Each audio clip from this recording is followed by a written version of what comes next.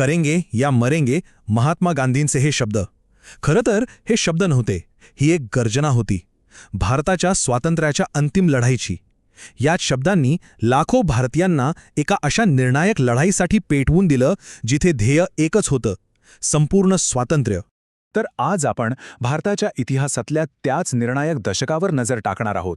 1935 ते 1946. हा तो काळ होता जेव्हा राजकीय घडामोडी इतक्या वेगाने घडत होत्या, दुसऱ्या महायुद्धाचा मोठा परिणाम झाला आणि लोकांचा उठाव तर अभूतपूर्व होता.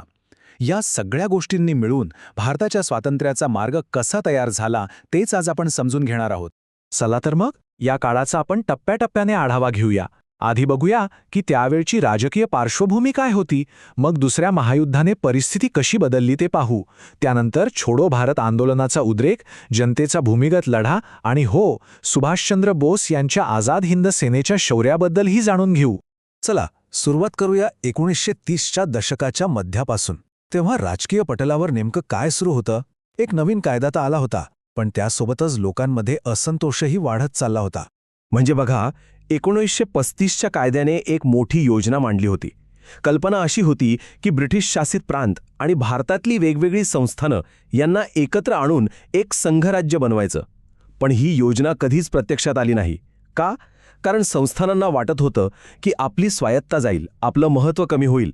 त्यामुळे त्यांनी या योजनेत सामील व्हायलाच नकार दिला आणि मग ही एवढी मोठी योजना फक्त कागदावरच राहिली.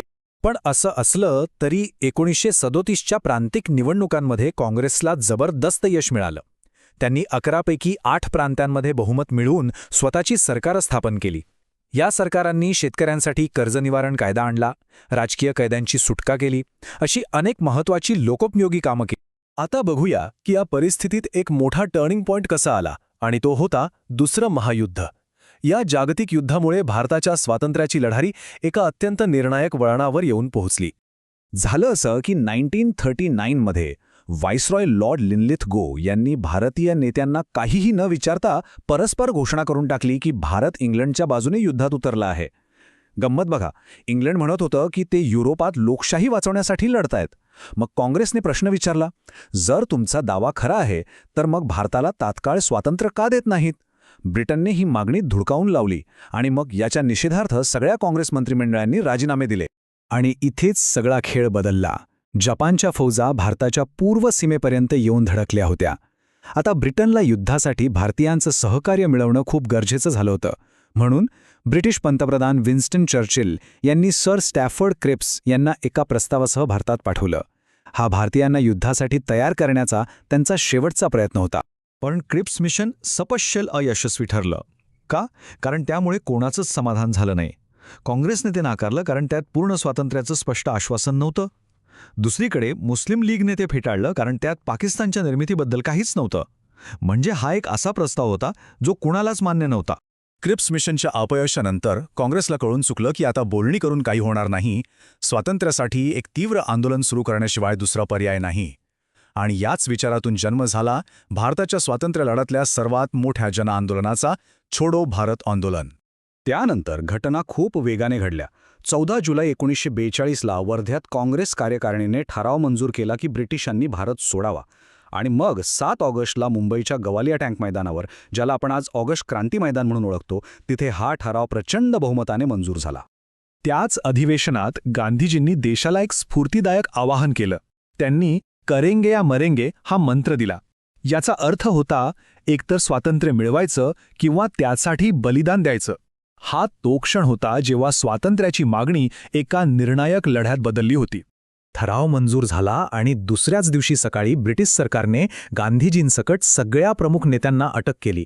सरकारला वाटलं नेत्यांना अटक केली की आंदोलन संपेल, पण झालं मात्र याच्या अगदी उलट. आता हे आंदोलन लोकांचं बनलं होतं, एक उत्स्फूर्त जनआंदोलन. जयप्रकाश नारायण, अरुणा असफ अली, एस.एम. जोशी यांच्यासारख्या तरुण कार्यकर्त्यांनी भूमिगत चळवळीची सूत्र हातात घेतली. त्यांनी रेल्वे रोड उखडले, टेलिफोनच्या तारा तोडल्या, थोडक्यात काय तर सरकारी यंत्रणा पूर्णपणे विस्कळीत करून टाकली.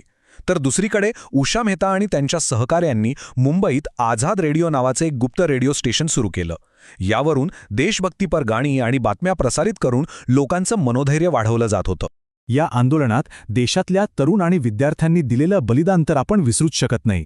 नंदुरबारमध्ये शिरीष कुमार नावाच्या एका शाळकरी विद्यार्थ्याने तिरंगा हातात घेऊन मोर्चा काढला होता आणि पोलिसांच्या गोळीबारात शिरीष कुमार आणि त्याचे साथीदार हुतात्मा झाले. देशाच्या अनेक भागांमध्ये तर लोकांनी ब्रिटिश अधिकाऱ्यांना हटवून स्वतःची प्रतिसरकारं स्थापन केली होती. यातलं सगळ्यात प्रभावी होतं महाराष्ट्रातल्या साताऱ्याचं क्रांतिसिंह नाना पाटील यांनी स्थापन केलेलं प्रतिसरकार. या सरकारनं कायदा सुव्यवस्था सांभाळली, सावकारशाहीला विरोध केला आणि अनेक सामाजिक कामं केली. म्हणजे लोकांच्या नजरेत तेच खरं सरकार बनलं होतं. आता बघा, ज्यावेळी भारतात छोडो भारत आंदोलन सुरू होतं त्याचवेळी भारताच्या सीमेबाहेरून स्वातंत्र्यासाठी एक सशस्त्र लढा दिला जात होता. आणि हा लढा होता नेताजी सुभाषचंद्र बोस आणि त्यांच्या आझाद हिंद सेनेचा. सुभाषचंद्र बोस हे राष्ट्रीय सभेचे एक मोठे नेते होते, पण स्वातंत्र्य मिळवण्याच्या मार्गाबद्दल त्यांचे विचार वेगळे होते. त्यांचं स्पष्ट मत होतं की दुसरा महायुद्धात इंग्लंड अडकला आहे, तेव्हा त्यांच्या शत्रूंची मदत घेऊन भारताला स्वतंत्र करावं. याच विचारातून त्यांनी काँग्रेस अध्यक्षपदाचा राजीनामा दिला होता. त्यांचा प्रवास तर खरंच थक्क करणारा आहे. 1941 मध्ये ते कोलकात्यातल्या नजरकैदेतून मोठ्या हुशारीने निसटले आणि थेट जर्मनीला पोहोचले. 1943 मध्ये तर त्यांनी पाणबुडीने प्रवास करून जपान गाठलं आणि तिथे रासबिहारी बोस यांनी स्थापन केलेल्या आझाद हिंद सेनेचं नेतृत्व स्वीकारलं. ऑक्टोबर 1943 मध्ये त्यांनी सिंगापूरमध्ये स्वतंत्र भारताच्या हंगामी सरकारची स्थापना केली. नेताजींनी भारतीय जनतेला एक शक्तिशाली आवाहन केलं, तुम मुझे खून दो, मैं तुम्हें आजादी दूंगा. या एका आवाहनाने हजारो भारतीयांना आझाद हिंद सेनेत सामील होण्याची प्रेरणा दिली. आझाद हिंद सेनेने अंडमान आणि निकोबार बेटं जिंकून त्यांना शहीद आणि स्वराज्य अशी नावं दिली. पण त्यांचा खरा प्रभाव दिसला युद्ध संपल्यानंतर. जेव्हा आझाद हिंद सेनेच्या अधिकाऱ्यांवर दिल्लीत देशद्रोहाचे खटले चालवले गेले, तेव्हा त्यांच्या शौर्याच्या कथांनी संपूर्ण देशाला पेटवून दिलं. या खटल्यामुळे इंग्रजांचा तो भ्रम तुटला की काही विशिष्ट जातीचे सैनिक त्यांच्याशी नेहमीच एकनिष्ठ राहतील. संपूर्ण देश त्यांच्या मागे उभा राहिला. तर मुद्दा हा आहे की या दोन समांतर लढ्यांनी ब्रिटिश साम्राज्याला मुळापासून हादरून टाकलं. छोडो भारत आंदोलनाने देशाच्या आतून ब्रिटिश सत्तेला आव्हान दिलं, तर आझाद हिंद सेनेने बाहेरून हल्ला करून भारतीय सैनिकांच्या निष्ठेवरच प्रश्नचिन्ह उभं केलं. आणि याचा कळस म्हणजे 1946चा नौसैनिक उठाव. आझाद हिंद सेनेपासून प्रेरणा घेऊन मुंबईतील तलवार या युद्धनौकेवरच्या भारतीय सैनिकांनी बंड पुकारलं. हा ब्रिटिश सरकारसाठी एक स्पष्ट आणि अंतिम संदेश होता. ज्या सैन्याच्या भरोशावर तुम्ही इथे राज्य करत आहात, ते सैन्य आता तुमच्या हातात राहिलेलं नाही.